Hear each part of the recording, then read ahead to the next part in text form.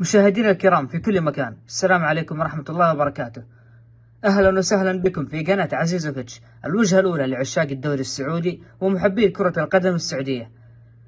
قبل أن نبدأ الحلقة يا ليت تاخذ لك لفة على حساباتنا في السوشيال ميديا وتسوي لنا فولو، والحسابات موجودة في الوصف أسفل الفيديو.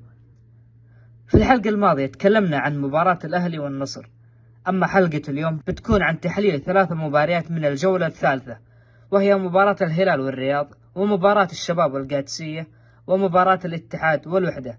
ونبدأ بالحلقة على طول.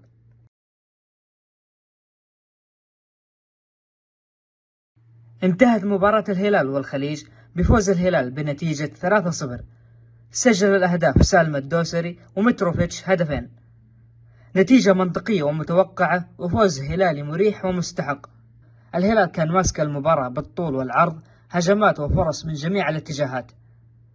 متروفيتش كالعادة ولا جديد، ملك الشباك، حتى وإن لم يظهر في المباراة لكن لازم يترك له بصمة بالتسجيل. الخطأ أمام الهلال مكلف، وشفنا أخطاء فردية من لاعيبة الرياض تسببت في أهداف الهلال. سالم الدوسري سجل الهدف الأول وساهم في صناعة الهدف الثاني والهدف الثالث لمتروفيتش. لاعب كبير ويظهر في الأوقات المناسبة. اللي يرجع يشوف المباراة ويشوف أدوار روبن نيفيز في هذه المباراة، قدم أداء تكتيكي كبير وقفل على مفاتيح اللعب في الرياض. شفنا الظهور الأول لكانسيلو وليو، وكلهم سجلوا أهداف في المباراة ولكنها ملغية، وصعب الحكم عليهم الآن، وراح تظهر مستوياتهم في الجولات القادمة. وكذا خلصنا من مباراة الهلال والرياض، ونروح على مباراة الشباب والقادسية.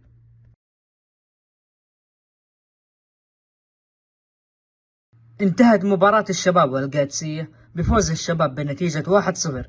سجل الهدف ماجد كنبة. بصراحة هذه أكثر مباراة كنت متحمس لها بعد قمة الكلاسيكو بين الأهلي والنصر، خصوصا أن الفريقين عملوا تعاقدات كبيرة، ومباراة كانت حلوة لكن ما كان فيها أهداف كثير في المباراة.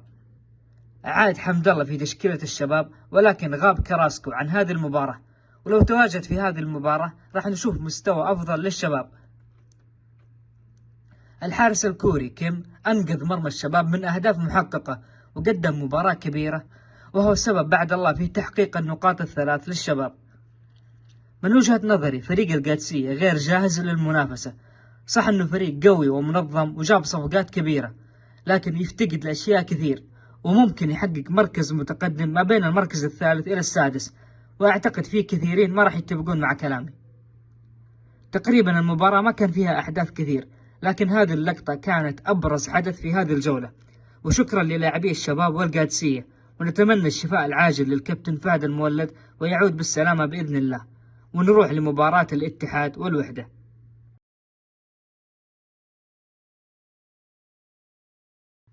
انتهت مباراة الاتحاد والوحدة بفوز الاتحاد بنتيجة 7-1. مباراة كانت على ملعب الجوهرة وسط حضور 49 ألف مشجع. في هذه المباراة جمهور الاتحاد جاب 3 نقاط مهمة للفريق، وطلع لاعبي الوحدة من جو المباراة، ويستمر الاتحاد في صدارة الترتيب مع الاتفاق والهلال.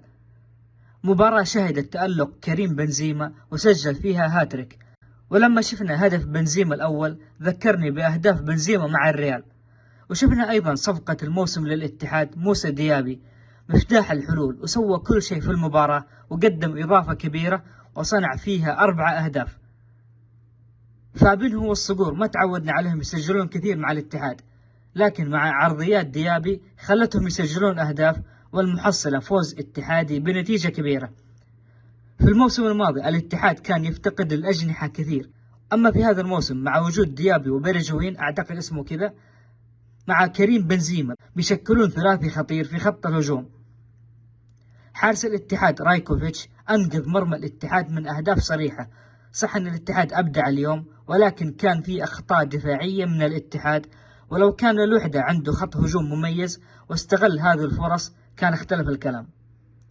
نتفق أن الاتحاد اليوم تسلطن أحلى سلطنة، ومو تقليل في الاتحاد، لكن الوحدة ما هو مقياس مع احترامي لهم، وراح يبان الاتحاد صح أمام الهلال في الجولة الجاية.